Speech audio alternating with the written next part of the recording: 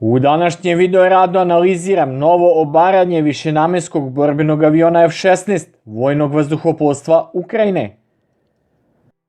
Naime, ukrajinski borbeni avion F-16 je 12. aprila ove godine oboren tokom borbene misije, a ukrajinski vojni izvori ukazuju da je uzrok njegovog obaranja verovatno odgovorna ruska raketa, bilo iz sistema PVO S-400 tipa zemlja-vazduh ili raketa tipa vazduh-vazduh R-37, lansirana sa borbenih aviona MiG-31 ili Su-35.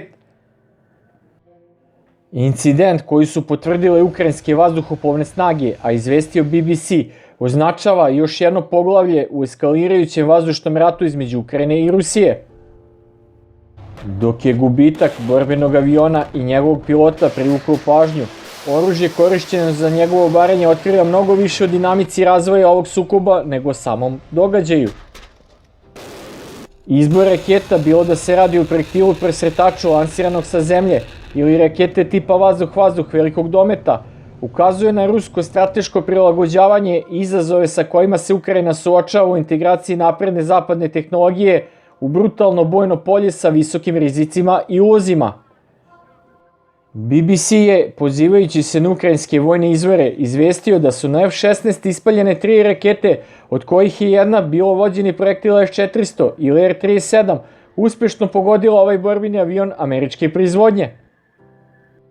Ukrajinski zvaničnici su isključili mogućnost da je uzrok pada aviona prijateljska vatra, ističući da nijedan ukrajinski sistem protiv vazduhoplovne odbrane nije bio aktivan u oblasti u kojoj se incident dogodio. Rusko ministarstvo odbrane umeđu vremenu potvrdilo da je F-16 ukrajinskog ratnog vazduhoplovstva pogođen projektilom zemlja-vazduh, iako nije dalo nikakve detalje o sistemu koji je dejstvovao. Nedostatak konkretnih dokaza ostavlja otvorena pitanja o tačnom oružju, ali 2 sistema o kojima se raspravlja nude uvid u tehnološko i taktičko takmičenje koje se odvija na ukrajinskom nebu. Raketni sistem PVO S-400 Triumf je kamen temeljac ruske mreže protiv vazduhoplovne odbrane. Razvijen od strane ruske kompanije NPO Almaz 1990-ih kao evolucija ranije porodice S-300, S-400 je ušao u upotrebu 2007. godine i od tada je postao jedan od najnaprednijih raketnih sistema zemlja-vazduh na svetu. Svojom raketom najvećeg dometa 40 N-6E može da pogađa ciljeve na dometima do 400 km, iako se rakete kraćeg dometa poput 48 N-6E3 sa dometom od oko 250 km češće koriste protiv borbenih aviona koji se brzo kreću. Osmatračko-akvizicijski radar 92 N-6E može istovremeno da prati do 100 ciljeva, dostavljajući podatke lansirnim vozilima koje dejstvuju PVO raketama brzinama većim od 6 maha.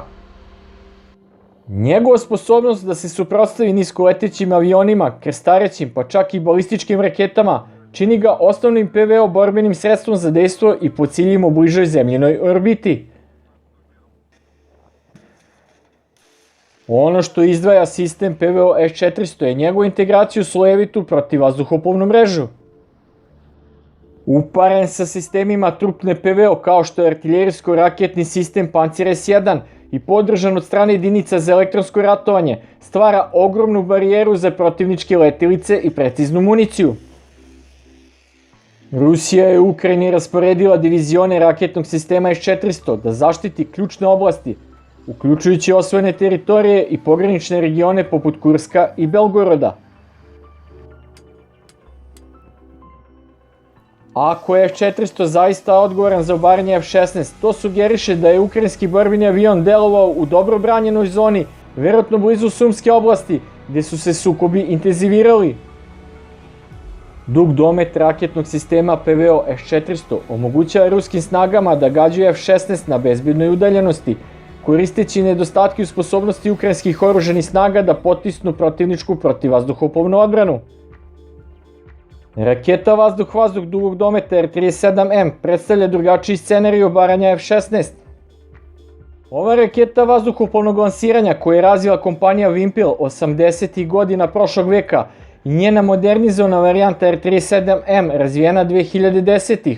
je raketa najvećeg dometa ovog tipa na svetu, sposobna da pogodi ciljeve udaljene do 400 km, a po drugim izvorima do 350 km. Ispaljena sa vazduhoplovnih platformi kao što su borbeni avion presretač MiG-31BM ili višenamenski borbeni avion Su-35S, R-37M leti brzinom od 6 maha, koristeći kombinaciju inercijalnog navođenja u srednjoj putanji i aktivnog radarskog navođenja u završnom delu leta. Njena visokoeksplozivna bojeva glava od 290 kg dizajnirana je da uništi sve od borbenih do izviđačkih aviona, što je čini oružjem najviše kategorije za odvraćanje protivnika u vazdušnom prostoru. U Ukrajini Rusija je koristila rakete R-37M štedljivo, ali efikasno, često za gađanje ukrajinskih aviona izvan dometa sopstvenih radarskih i drugih elektronskih sistema. Ako je raketa R-37M oborila F-16, to bi značilo da je ruski borbeni avion, verovatno MiG-31, patrolirao na velikoj visini, koristeći svoj moćni radar Zaslon M da detektuje ukrajinski F-16 sa velike udaljenosti. Ekstremni domet rakete omogućava ruskim pilotima da se angažuju bez ulaska u sporedni vazdušni prostor, što je taktika koja pokriva ruske letelice u branjenom vazdušnom prostoru dok primorava ukrajinske pilote da deluju dalje od te zone. Takav scenarij postavlja pitanje o misiji F-16, da li izvodio napad, pružao vazdušno pokrivanje ili pokušavao da presretne ruske borbene letelice. Upotreba rakete R-37M bi takođe naglasila oslanjanje Rusije na vazduhoplovno oružje kako bi održala vazdušnu superiornost u oblastima na zapadu Ukrajine u kojima ukrajinski borbeni avioni relativno nesmetano lete. Oba ova ruska borbena sistema odražavaju širu strategiju Rusije o stvaranju zone zabranjenog leta iznad većeg dijela ukrajinske linije fronta. Raketni sistem S-400 učvršćuje ovaj pristup zone zabranjenog leta sa zemlje, projektujući snagu na velike udaljenosti i komplikujući sposobnost Ukrajine da slobodno manevriše. Dodatni problem za ukrajinsko ratno vazduhoplovstvo je što ukrajinski F-16 dejstvuju sa ograničene infrastrukture. Bezbedni aerodromi su retki, timovi obučenih tehničara za održavanje borbenih aviona zapadne proizvodnje su razvučeni na više aerodroma, a integracija sa NATO-ovim sistemima komandi i kontrole je nepotpuna. Bez podataka u realnom vremenu sa izviđačkih aviona tipa AWACS, sličnih platformi kao što su J-Stars ili izviđački dronovi RQ-4, Global Hawk i slični, ukrajinski piloti se u velikoj meri oslanjaju na senzore svojih borbenih aviona koji teže otkrivaju pretnje iz vazduha na velikim udaljenostima poput rakete R-37M ili osvetljavanje od strane radara sistema PVO S-400 duboko unutar teritorije koju kontroliše Rusija. Sve u svemu ponovo je postalo jasno da Wunderwaffe ne postoji i da bilo koja donacija zapadnog naoružanja ukrajinskim oružanim snagama, osim nuklearnog, neće promeniti situaciju na bojnom polju u toj zemlji.